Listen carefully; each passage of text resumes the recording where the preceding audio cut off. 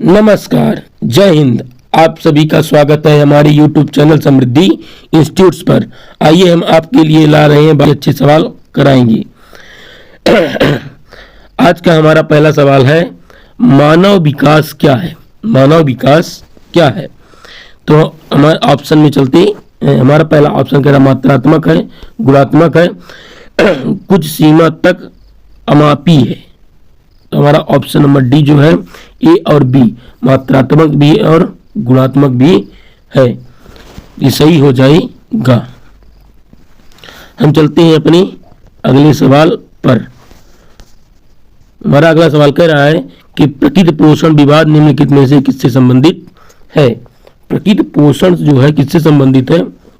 आनुवांशिकता एवं वातावरण से, व्यवहार एवं वातावरण से, वातावरण एवं जीवन से, वातावरण एवं पालन पोषण से। तो हमारा ऑप्शन नंबर जो ए है वो क्या कह रहा है? आनुवांशिकता और वातावरण से संबंधित है। प्रकृति पोषण विवाद किससे संबंधित है? आनुवांशिकता और वातावरण से संबंधित है। हम चलते हैं आज के अगले सवाल पर। हमारा अगला सवाल कह रहा है कि निम्नलिखित में से कौन सी सामाजिकरण निष्क्रिय एजेंसी है? कौन सा ऐसा सामाजिकरण है जो बालक के विकास में काम नहीं करता है?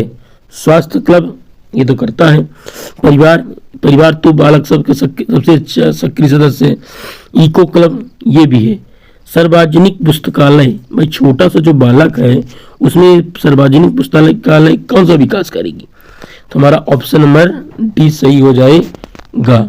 हम चलते हैं अपने अगले सवाल पर। हमारा अगला सवाल कह रहा है कि वाइगोत्स्की के सिद्धांत में निम्नलिखित में से कौन से समूह के से पहलू की उपेक्षा होती है? जो वाइगोत्स्की हमारे वैज्ञानिक हैं वो क्या कहते हैं, कौन सी उनकी पहलू की उपेक्षा हुई है? सामाजिक एवं सांस्कृतिक सिद्धांत को इसने दिया है, वाइगोत्स्की ने दिया है, इसलिए उनकी है भी।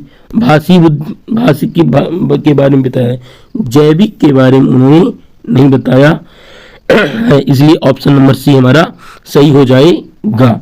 चलते हैं आज के अगले सवाल पर। हमारा अगला सवाल कह रहा है कि 1 वर्ष तक शिशु जब आँख, कान, हाथों से सोचता है तो निम्नलिखित में से कौन सा स्तन सम्मिलित होता है? तो जो पियाजे ने बालक के विकास के लिए 4 अवस्थाएं बताई हैं, उनमें से जब बालक हाथ, कान, नाक से सोचता है तो कौन सी बुद्धि है? वह क्या मूर्त संक्रियात्मक अवस्था है, पूर्ण संक्रियात्मक अवस्था है, इंद्रियगामक अवस्था है और अमूर्त संक्रियात्मक अवस्था है?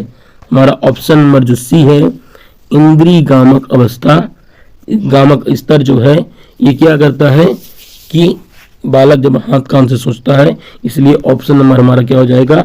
सी सही हो जाएगा। हम चलते हैं आज के अगले सवाल पर। हमारा अगला सवाल कह रहा है कि रिया कक्षा में पिकनिक तय करते हुए ऋषभ से सहमत नहीं है। वह सोचती है कि बहुमत के अनुकूल बनाने के लिए नियमों का संशोधन किया जा सकता है। यह सहपाठी विरोध पियाजे के अनुसार निम्न में से किससे संबंधित है? ये किससे संबंधित है? ये क्या विस्मांगी नैतिकता है, संज्ञानात्मक नैतिकता है, प्रतिक्रियात्मक नैतिकता है कि सहयोग की नैतिकता है? तो हमारा ऑप्शन नंबर जो डी है, ये किसकी नैतिकता है? सहयोग की नैतिकता है। हम चलते हैं अपने अगले सवाल पर। हमारा अगला सवाल क्या कह रहा है? हमारा अगला सवाल कह रहा है कि निम्नलिखित में से कौन सा स्टर्नबर्ग का त्रिस्तरीय सिद्धांत के रूप का एक है? स्टर्नबर्ग जो है बुद्धि का IQ के नियम की बुद्धि के बारे में बताया है। उन्होंने कौन सा नियम, इनमें से कौन सा उनका है? उनमें से क्या व्यवहारिक बुद्धि है, प्रायोगिक बुद्धि है, संसाधन पूर्ण बुद्धि है, गणितीय बुद्धि है? तो स्टर्नबर्ग ने जो त्रिस्तरीय सिद्धांत बताया था उनमें से कौन सा एक है? व्यवहारिक बुद्धि है। ऑप्शन नंबर ए हमारा सही हो जाएगा। हम चलते हैं अपने अगले सवाल पर। हमारा अगला सवाल क्या है कि किसने सबसे पहले बुद्धि का परीक्षण किया है? तो किसने सबसे पहले बुद्धि का परीक्षण किया? क्या डेविस वेस्लर ने, अल्फ्रेड बीने ने, चार्ल्स एडवर्ड स्पीयरमैन ने, रॉबर्ट स्टर्नबर्ग ने? तो इसका सबसे पहले बुद्धि का परीक्षण किसने किया था? अल्फ्रेड बीने ने किया था। सबसे पहले बुद्धि को किसने बताया था? अल्फ्रेड बीने ने बताया है। ऑप्शन नंबर बी हमारा सही हो जाएगा। चलते हैं अपने अगले सवाल पर। हमारा अगला सवाल कह रहा है ध्वनि संबंधी जागरूकता निम्न में से किस क्षमता से संबंधित है? ध्वनि संरचना पर चिंतन करना, उसमें हेर फेर करना, ये किससे संबंधित है?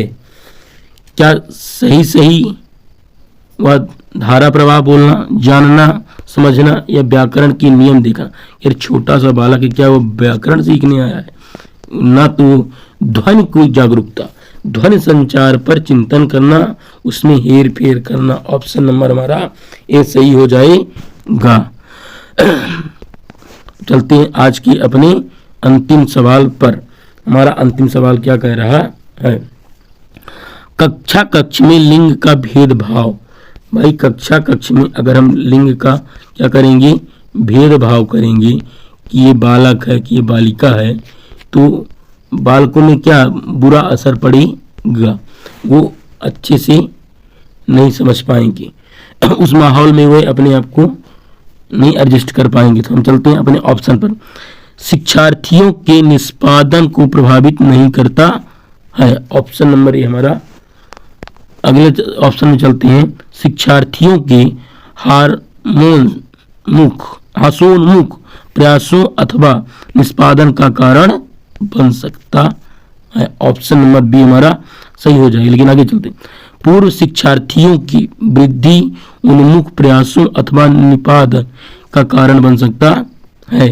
महिला शिक्षक की अपेक्षा पुरुष शिक्षकों द्वारा अधिक किया जाता है। ये नहीं है, कोई जरूरी नहीं है कि महिला शिक्षक के द्वारा पुरुष की अपेक्षा अधिक किया जाता है। इसलिए ऑप्शन नंबर हमारा बी सही हो जाएगा। तो ठीक है, हम अपने सेशन यहीं पर समाप्त करते हैं। आप लोगों को हमारा वीडियो कैसा लगता है? अगर अच्छा लगता है तो हमारे चैनल को सब्सक्राइब करें, लाइक करें, कमेंट करें। जय हिंद, जय भारत, धन्यवाद।